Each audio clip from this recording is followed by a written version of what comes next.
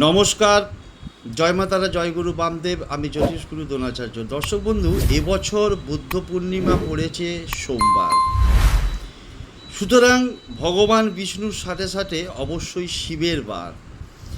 শাস্ত্রে বলছে, পুরাণে বলছে যে যদি তোমরা বুদ্ধ পূর্ণিমা যেহেতু সোমবার পড়েছে, অতএব শিবলিঙ্গে এই জিনিসগুলো অর্পণ করো, তাহলে কিন্তু তোমাদের যে কোনো মনস্কামনা পূর্ণ করতে পারবে। কি করবে না, যে কোনো একটা পাত্রে জল নেবে, সেই জলের মধ্যে অল্প পরিমাণে একটি মিষ্টি গুঁড়ো দিয়ে দেবে এবং ছোট্ট সবুজ এলাচকে গুঁড়ো করবে, একটাকে করে সেই জলের মধ্যে দিয়ে শিবকে স্নান করাবে।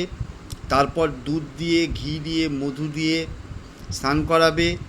স্নান করিয়ে অপরাজিতা ফুলের মালা, আকন্দ ফুলের মালা, যেটাই সম্ভব, নীল অপরাজিতা ফুল, একটা বেলপাতা এবং 8টা লবঙ্গ, তার সঙ্গে সঙ্গে যে কোনো 5 রকমের ফল গোটা, এবং তার সাথে সাথে ধুতরা ফুল এবং ফল।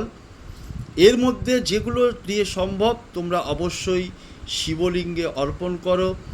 ভগবান বিষ্ণুর আশীর্বাদে এবং মহাদেবের আশীর্বাদে তোমাদের জীবন সফলতায় ভরে যাবে।